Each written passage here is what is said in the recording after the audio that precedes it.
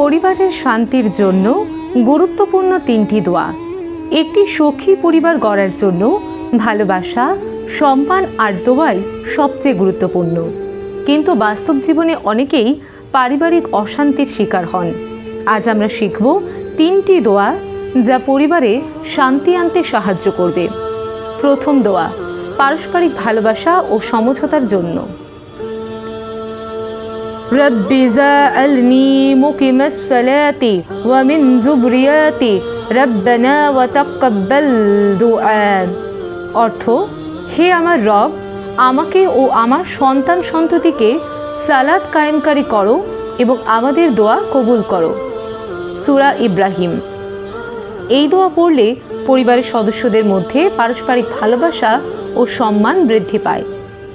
দ্বিতীয় দোয়া, কলহ ও অশান্তি দূর করার জন্য।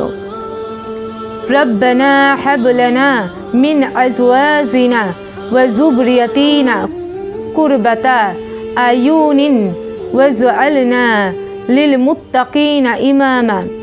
অর্থ, হে আমাদের রব, আমাদের স্ত্রী ও সন্তানদেরকে আমাদের চোখের শীতলতা দান করো এবং আমাদের মুত্তাকিদের নেতা বানাও।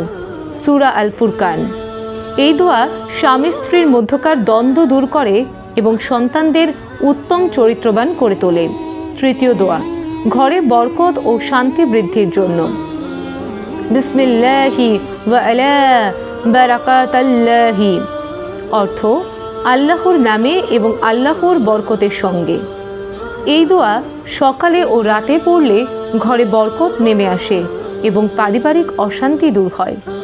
আপনারা যদি এই দোয়াগুলো নিয়মিত পড়েন তাহলে ইনশাল্লাহ আপনার পরিবারে শান্তি ও ভালোবাসা ফিরে আসবে। এই ভিডিওটি যদি উপকারী মনে হয় তাহলে শেয়ার করুন এবং কমেন্টে জানিয়ে দিন আপনার পরিবারে কোন দোয়াটি বেশি কার্যকর লেগেছে।